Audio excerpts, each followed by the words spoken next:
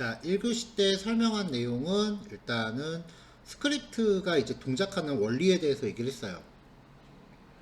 순서대로 읽기 때문에 실행하고자 하는 스크립트가 내가 제어하고자 하는 대상보다 먼저 나오면 에러가 난다.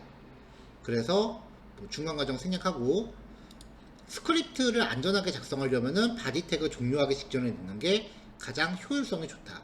왜냐면 HTML 다 읽고 실행해야 되니까요. 요거에 대해서 얘기를 했었고, 그 다음에 이벤트란 무엇인지에 대해서 얘기했었어요. 이벤트는 웹브라우저가 겪는 어떤 사건이다. 말로 하면은 뭐뭐 할 때로 표현된다 그랬죠. 그래서 이벤트의 종류가 되게 다채롭게 있는데 사실 웹페이지 만들면서는 쓰는 이벤트 몇 개밖에 안 써요. 그러니까 그 모든 상황을 다 기억하려고 노력할 필요는 없고요. 그냥 리드미 파일에 정리해 드린 거 표로 갖고 있으시면서 뭐 필요할 때 한두 번씩 읽어보시면 될 거예요. 그래서 이제 이벤트를 사용하는 첫 번째 방법으로 클릭 이벤트를 설명했었는데 jQuery 옛날 기능은 요 이벤트 이름 자체가 함수였어요. 근데 최신 버전에서는 그게 그런 식의 코딩이 없어지면서 on이라는 함수로 다 통일됐다. 그게 가능한 게 on 함수는 옛날부터 있었거든요. 자, 이렇게 해서 이제 간단하게 설명을 좀 다시 한번 짚어봤어요. 짚은 이유가 제가 그 1교시 설명하면서 녹화를 안 누르고 진행을 했더라고요. 그래서 가볍게 한번 정리를 했고요. 자, 이제 나머지 이벤트들 쭉 봅시다. 마우스 관련 이벤트인데요. 마우스, 다운, 업, 아웃, 오버 이렇게입니다. 자, 똑같이 이벤트를 감지할 태그를 준비했고요. 이 태그에 이벤트 박스라는 스타일시트 똑같이 걸었어요. 요거는 그냥 여러분들이 적당히 영역을 감지할 수 있을 정도로 적당히 꾸며주시면 돼요.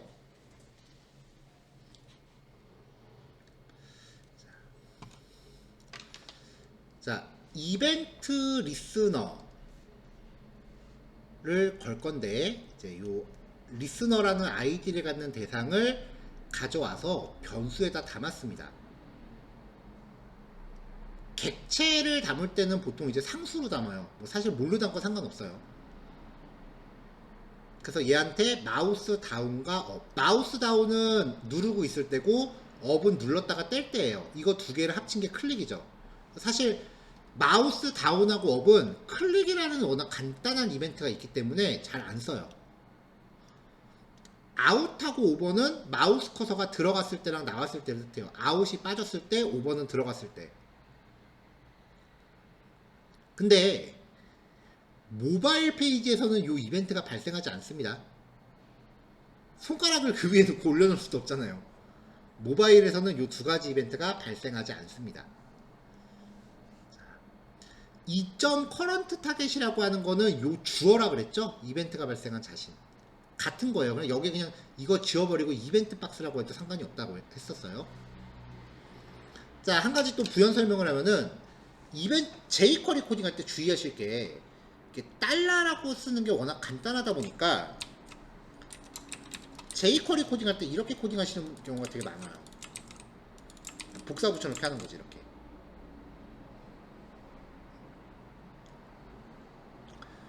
근데 jQuery 쓰시면서 조심하실 게 달러 함수가 웹브라우저한테 부담을 좀 많이 줍니다. 왜냐면 HTML 태그 전체를 다 탐색하거든요. 그래서 달러가 들어가는 함수는 사용을 최소화하시는 게 좋아요. 그래서 여기 지금 똑같은 게 달러 함수 들어간 게 여러 개 있으면은 이거 자체를 변수에다가 이렇게 담고 들어가는 게 좋은 코딩이에요. jQuery는. 이거는 좀 많이 신경 쓰셔야 돼요. 선생님, 그럼 여기는 똑같은 거 많이 나왔는데요? 자, 여기는 지금 함수잖아요. 그쵸? 변수는 자기가 만들어진 블록을 빠져나갈 수 없다 그랬죠. 그러니까 여기에 있는 이 2점 커런트 타겟은 요 콜백 함수 영역을 빠져나오지를 못해요. 그래서 여기서는 개별적으로 넣을 수밖에 없었어요. 자, 실행을 해볼게요. 전반적으로 이 단어는 이벤트의 종류와 각각의 이벤트가 발동되는 시점을 기억하시면 돼요. 자, 마우스 오버, 마우스 아웃. 마우스 오버인 상태에서 마우스를 누를게요. 다운. 마우스 누르고 있습니다. 제가 지금 마우스 뗄게요. 업. 이 네 가지 동작이 그 나타나는 시점을 확인하자라는 거예요. 그래서 각각의 안에다가 내용을 이렇게 집어넣어 주는 거죠. 자, 그 다음 키 이벤트입니다.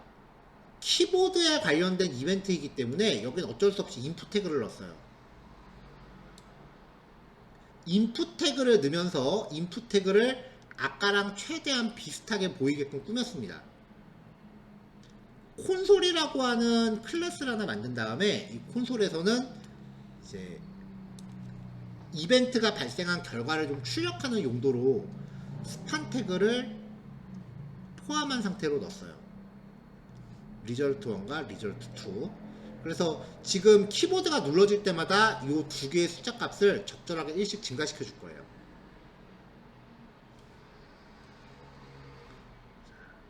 이벤트 박스라는 클래스는 여기 같이 넣었어요. 기본적인 모양은 똑같다는 거죠.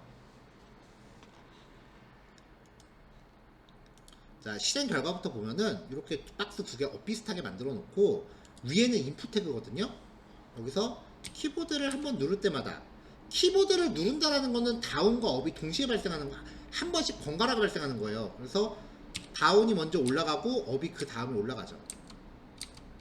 근데 다운하고 업의 차이가, 다운은 누르고 있을 수가 있죠. 그러면 다운 이벤트는 연속적으로 발생해요. 떼는 거는 한 번밖에 못 떼죠. 뗄게요. 할까? 이해됐죠? 근데 이 두 가지 이벤트가 이제 이렇게 동작을 하는데, 자, 캡스락, 엔터, 한영키, 윈도우 키, 백스페이스, 백스페이스는 발동 안 하네요. 컨트롤 키, 아이고 키보다 컨트롤 키, 알트 키, 알트 키는 동작 안 하네요. 컨트롤 키, 알트 키는 동작 안 하고, 쉬프트, 그 다음에 숫자 키, 펑션 키, 아이고 F 관련된 키예요. 아, 이거는 브라우저 특수 기능이 발동하는구나. 자, 각종 특수 키에도 반응을 해요. 아까 봤죠?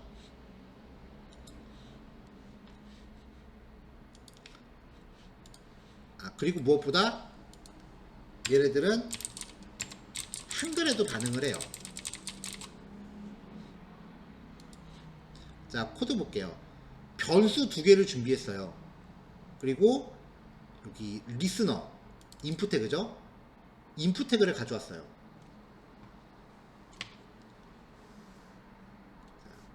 요 인풋 태그를 가져왔어요.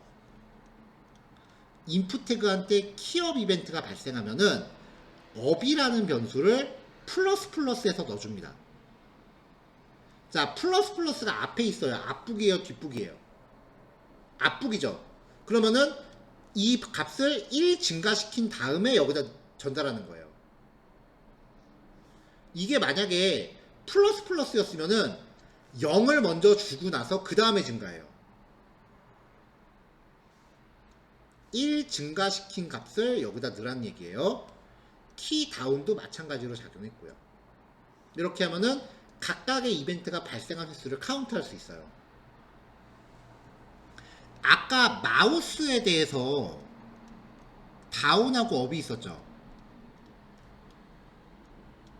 다운, 업이 있었죠. 근데 마우스에 관련된 다운하고 업은 클릭이라는 이벤트가 있기 때문에 별로 쓸 일이 없다고 했습니다. 키보드도 키 업과 다운이 있지만 4번 예제, 자, HTML 코드 똑같이 했고요. 여기 입력값 받는 거는 하나만 났어요. 키프레스라는 이벤트가 있어요. 여기는 이제 리스너 한 번밖에 안 들어가니까 직접 넣습니다. 리스너.on 하면서 키프레스 이벤트가 발생하면은 요 변수를 1 증가시켜서 리절트 원에 뿌려라 라고 코딩을 한 겁니다. 여기서도 이제 키프레스가 있기 때문에 다운하고 업이 잘 안 쓰일 것 같은데, 우리한테는 이걸 쓸 수가 없어요. 왜냐면 한글에서 발동을 안 해요. 근데 아까 다운 같은 경우는 진짜 키보드 느긋하게 누르는 사람들은 이렇게 여러 번 발생하잖아요. 그러니까 다운은 안 되고 대신에 업은 한 번만 발생하죠. 그러니까 우리 입장에서는 키보드 관련된 이벤트를 처리할 일이 있다면 무조건 키업이에요.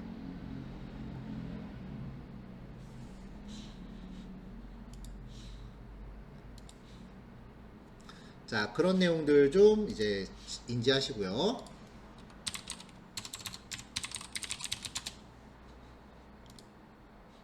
자, 여기서 아이디를 입력하고 비밀번호로 넘어가려면 뭐 누르세요?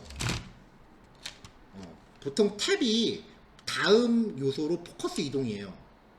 근데 시프트 탭은 포커스 반대로 가요. 여기서 엔터 키를 치면은 포커스 넘어가죠.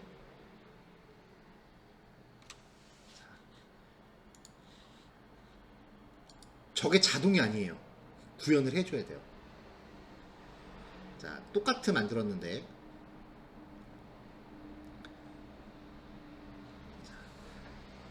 자, 여기서는 리절트 1에 키코드라고 하는 값을 넣게끔 했고요. 엔터 프레스에는 리절트 2를 지금 감싸고 있죠. 논이라고 넣어놨어요. 인풋 태그는 똑같고요. 자, 키업만 쓰면 된다 그랬죠. 자, 리스너에 대해서 키업 이벤트가 발생했을 때 이벤트 객체를 받아서 키보드 관련 이벤트일 때는 이 안에 키코드라는 값이 있습니다. 이게 모든 키보드에 부여된 일련 번호라고 보시면 돼요.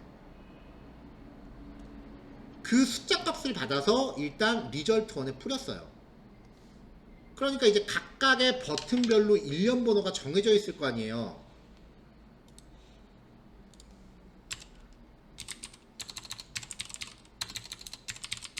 키코드라고 검색하시면은 이게 각종 일련 번호들이 쭉 나와요. 이거 다 외울 필요 없고 필요도 없어요. 하지만 일부 자주 쓰이는 키들은 좀 기억을 해야죠. 엔터키는 13번이에요. 엔터키가 눌러졌을 때에 대한 동작을 따로 구현해줘야 되는 경우가 은근히 많아요. 그때는 이제 이 키코드 값을 받아서 이 값이 13일 때라고 하는 조건을 지정하면 됩니다. 엔터키가 누르면은 엔터키가 눌러졌습니다. 키코드 팔은 백스페이스예요. 요거 두 개 빼고 나머지는 할 일이 거의 없어요. 왜냐면은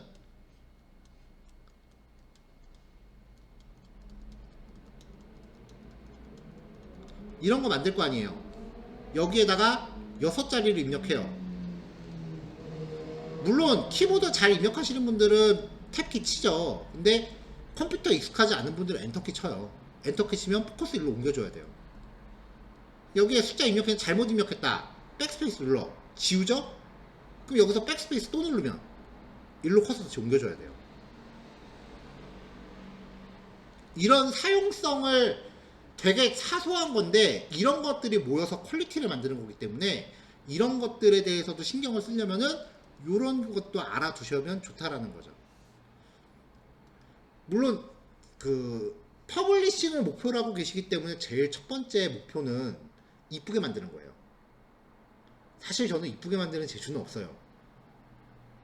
근데 두 번째는 그냥 이쁜 게 아니라 사용하기 편하면서 이쁘게 만들어야 돼요.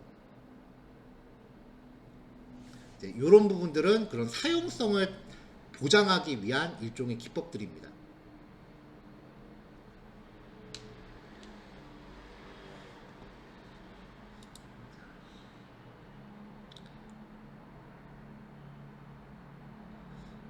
자, 일단 2, 3, 4, 5 이렇게 4개죠. 지금 30분이니까 한 개당 5분씩 10분 쉬었다가 9시에 봅시다. 6번, 7번이 내용이 좀 세요. 그래서 일부러 여기서 한번 끊는 거니까 요거까지 하고 9시에 다시 만납시다. 넘어가겠습니다. 넘어갈게요.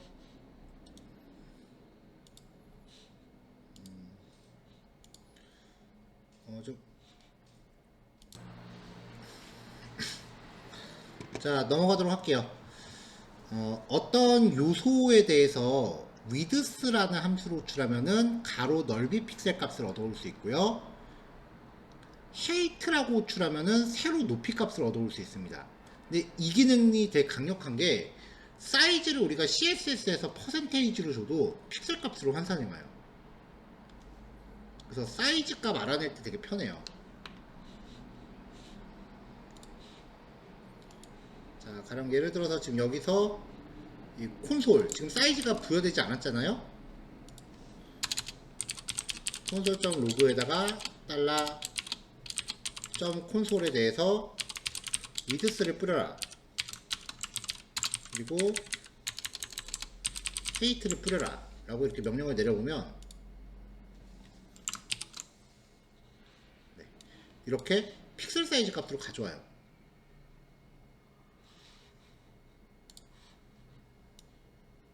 근데 이게 어떤 그 요소에 대해서만 그냥 동작하는 게 아니라 도큐멘트 위드스, 도큐멘트 헤이트라 그러면은 웹페이지 전체의 넓이와 높이를 가져와요. 윈도우.헤이트, 윈도우.위드스 이거는 브라우저의 창 자체의 넓이와 높이를 가져와요.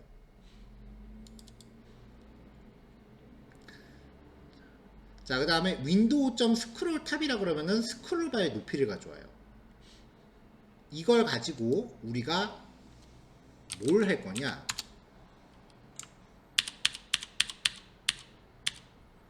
자, 네이버 메인 페이지에요.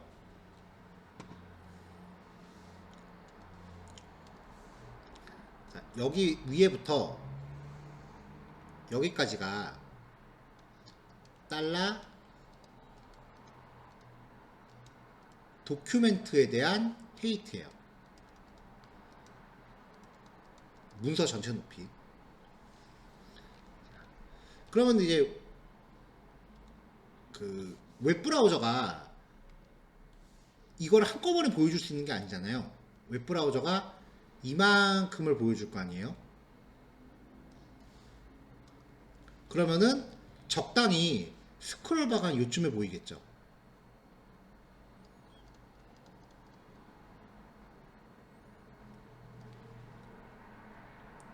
자, 이 스크롤바의 높이가 의미하는 게 뭐냐면은 스크롤바 트랙이 이렇게 있을 거 아니에요. 그쵸? 스크롤바의 전체 트랙, 스크롤바 트랙의 크기가 이 도큐멘트 헤이트에 비례해요. 그러니까 여기부터 여기까지가 여기부터 여기까지에 비례하는 거예요. 그리고 이 스크롤바의 높이는 윈도우 헤이트에, 이 스크롤바 자체는 윈도우 헤이트에 비례해요. 이게 달러 윈도우 점 헤이트가 되겠죠.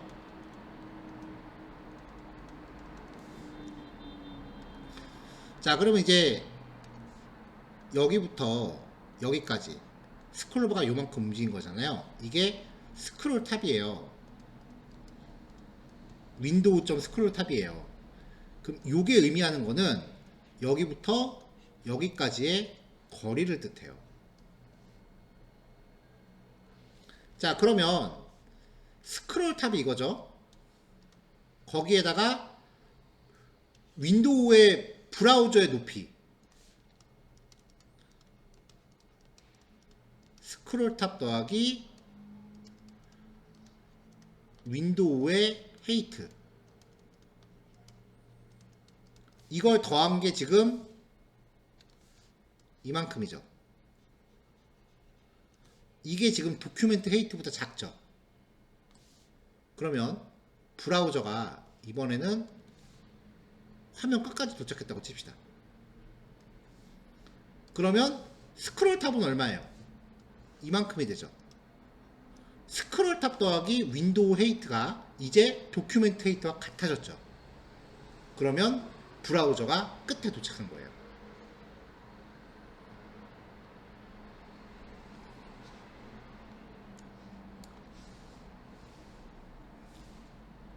그래서 스크롤 탑 플러스 윈도우 헤이트가 도큐멘트 헤이트보다 크거나 같다면, 이거를 이품은 조건으로 세우면 웹브라우저가 화면 끝에 도착했다는 걸 감지할 수 있어요. 왜 크거나 같다냐? 아이폰 쓰시는 분들은 알 거예요. 안드로이드 폰은 그게 안 되는데 아이폰은 브라우저를 끝에까지 당기면은 좀 더 내려갔다 튕겨요.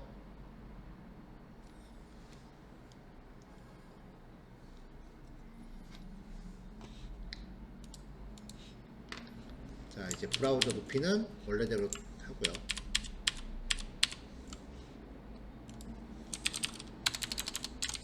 아이폰 브라우저 창끝 이렇게 해야 되나?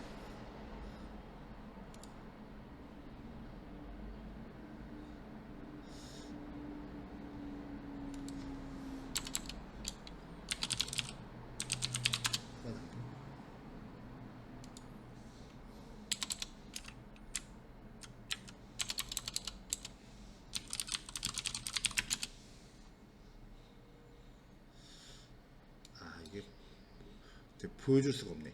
그 아이폰용 웹브라우저 윈도우는 이게 끝에까지 도착하면은 더 이상 안 움직이잖아요. 근데 아이폰 같은 경우는 끝까지 끌어당기면 조금 더 당길 수 있어요.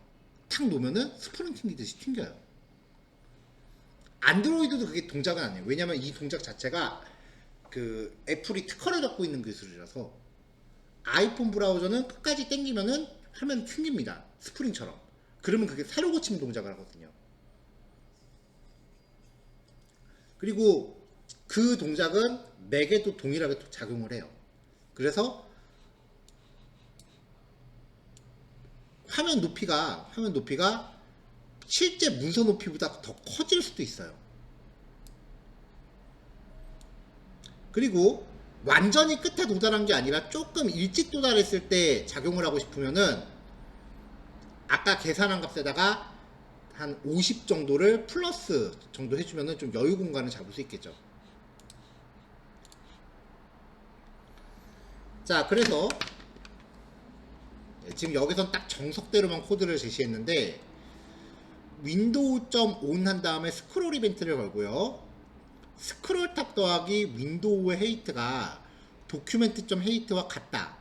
이렇게 하면 윈도우에선 잘 동작하는데 맥이나 아이폰에서는 작용을 안 해요. 그래서 크거나 같다라고 하고 조금 일찍 동작하고 싶으면은 이 사이즈에서 도큐멘트 전체 높이보다 조금 일찍 동작하게 하고 싶으면은 빼기 한 50픽셀 정도? 그럼 문서 끝에 도착하기보다 조금 일찍 작용을 하는 거죠. 자, 이거를 이제 사용하면은 스크롤이 맨 끝에 도착했다라는 걸 우리가 감지할 수 있게 됩니다.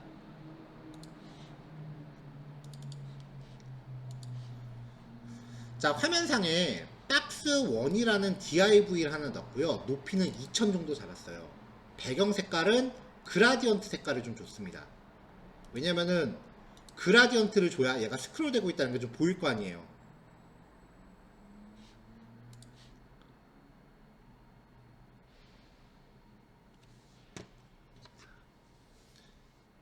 자, 달러 윈도우라고 하면 웹브라우저 자체예요. 스크롤은 대부분 브라우저 레벨에서 수행되니까 윈도우 객체에 대해서 정의해야겠죠. 웹브라우저 자체예요. 자, 웹브라우저한테 이벤트 걸어요. 스크롤 이벤트.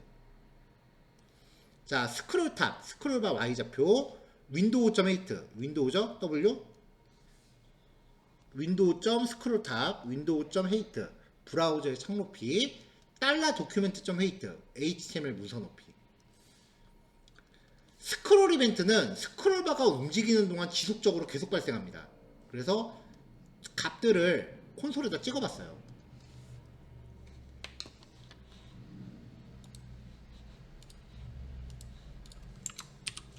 자, 그러면은 스크롤이 되고 있는 동안 이렇게 값들이 계속해서 찍히죠. 자, 이렇게 값들이 쪼르륵 찍힙니다. 지금 윈도우 헤이트는 제가 개발자 도구로 여는 바람에 요거밖에 안 나오니까 되게 짧게 나오네요. 그렇죠?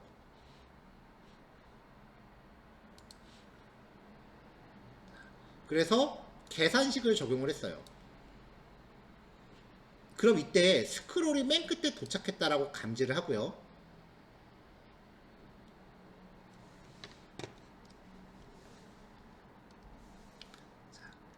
이 컨테이너를 가져와요. 달러샵 컨테이너. 자, 이 컨테이너한테 HTML 함수를 호출해서 변수에 담으면 현재 들어있는 내용을 반환한다 그랬죠. 이거를 가져온 거예요. 여기에다가 div 태그를 하나 더 더해서 다시 넣어줘요. 여기다 넣은 거죠. 우리가 배열에서 원소 꺼내서 다시 집어넣는 처리 많이 했었잖아요. 그거 응용이에요. 그러면은 이런 div 태그를 가져와서 하나를 더 덧대갖고 돌려놓으니까 div가 두 개가 되겠죠. 또 스크롤이 맨 끝에 도착하면 다시 꺼내서 덧대니까 세 개가 되겠죠. 이런 식으로 작용을 하면은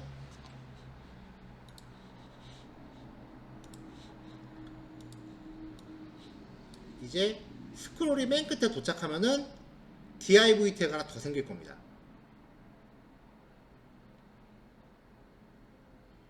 이렇게요.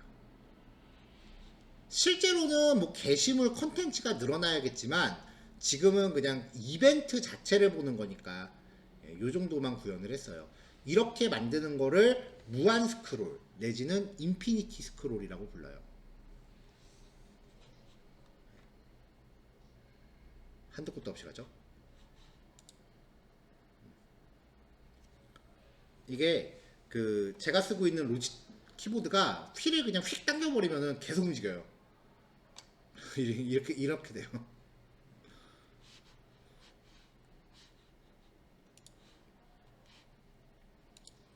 자, 다음은 리사이즈 이벤트입니다.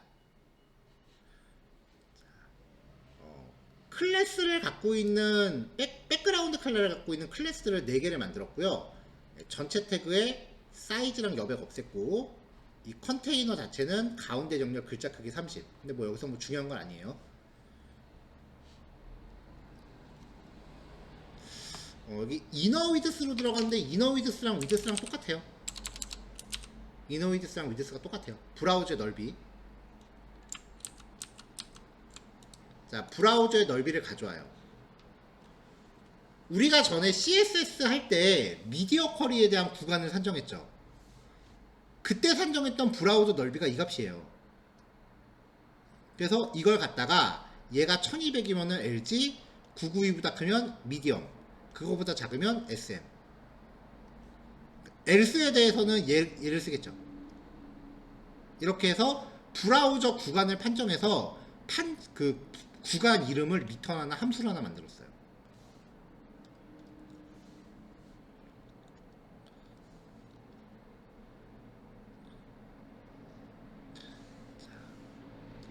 자, 함수는 특별히 호출하지 않으면 동작 안 하죠. 얘는 킵해놓은 거고요. 얘는 브라우저 구간을 판정해서 구간의 이름을 리턴합니다.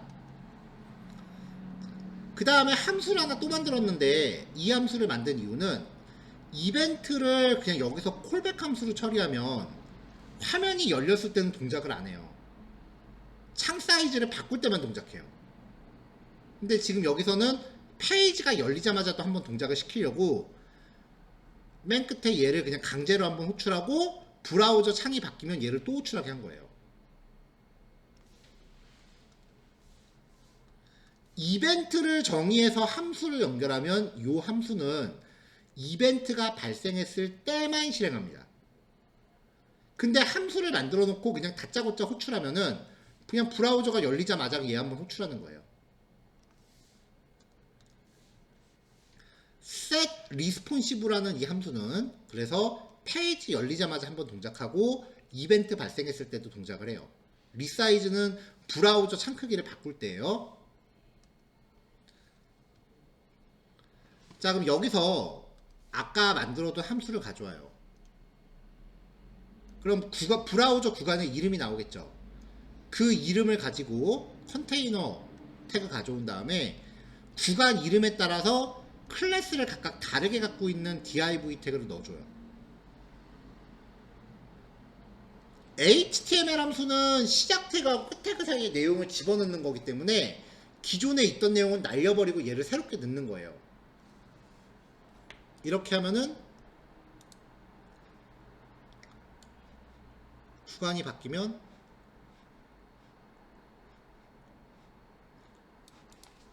개발자도 열고 봅시다.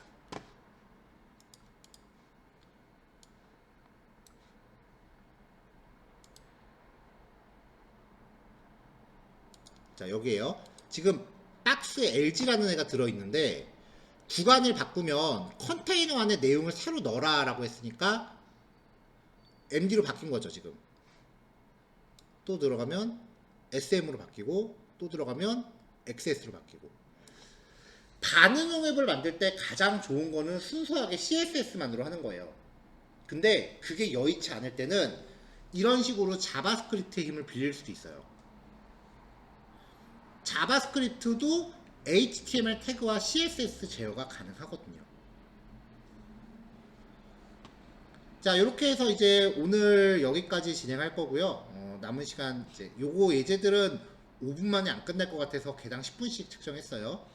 그래서 얘네들 마무리하시면, 자바스크립트 공부할 때 제가 브라우저에 대해서 공부할 때는요, 이거예요.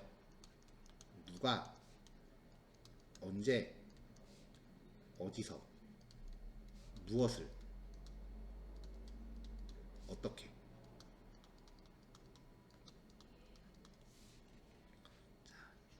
달러 샵 머시갱이가 온 클릭 한 다음에 함수가 이렇게 들어가죠. 이렇게. 그럼 여기에서 내가 제어하고자 하는 대상을 명시합니다.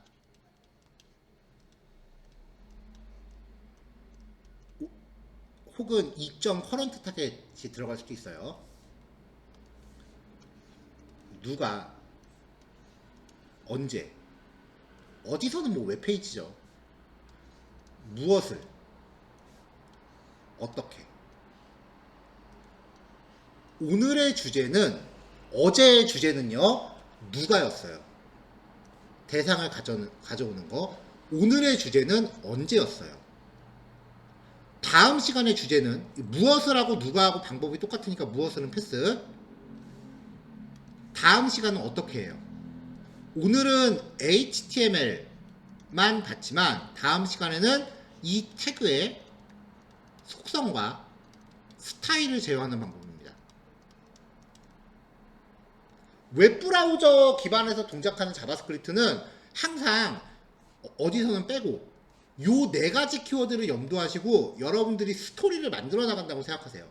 일종의 장문하는 느낌으로요. 이 네 가지 키워드만 명심하시면은 코딩하기가 굉장히 편할 거예요. 제가 이렇게 공부했었어요.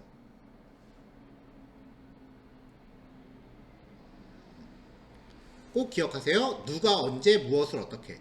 어디서는 웹브라우저에서 하는 거고.